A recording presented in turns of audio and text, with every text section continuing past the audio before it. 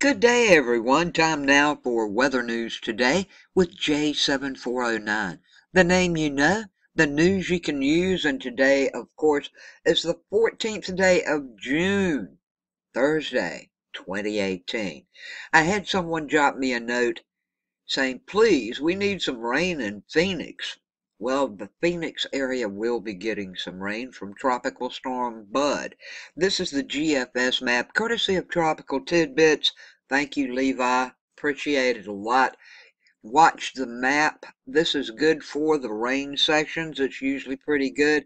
I'll turn it on and let you know what's happening today. Here we go. Seems that showers and thunderstorms will be covering and hovering over the northeast, but that's all going to decrease later this morning. Now, as a central low and associated cold front pulls offshore, although new development will be possible as a draping cold front descends from southern Canada, convection will continue across the deep south today as the boundary lingers across the region. Now, the western portion of this boundary will lift as a warm front across the central plains this evening, which will provide focus for showers and thunderstorms, additional ones, so keep that in mind.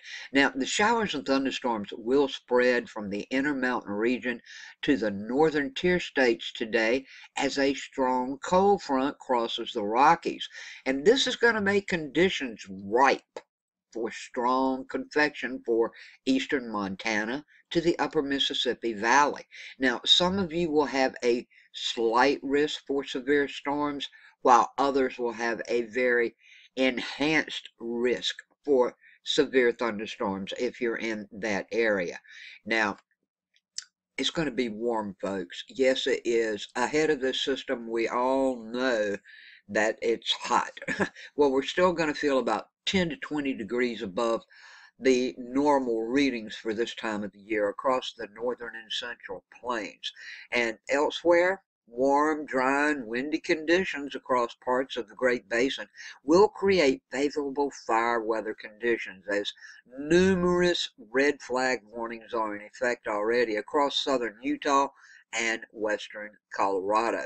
Meanwhile, the heat wave across the southwest should subside as moisture ahead of the tropical storm Bud begins impacting parts of the southwest. And all of that should happen by the end of this week.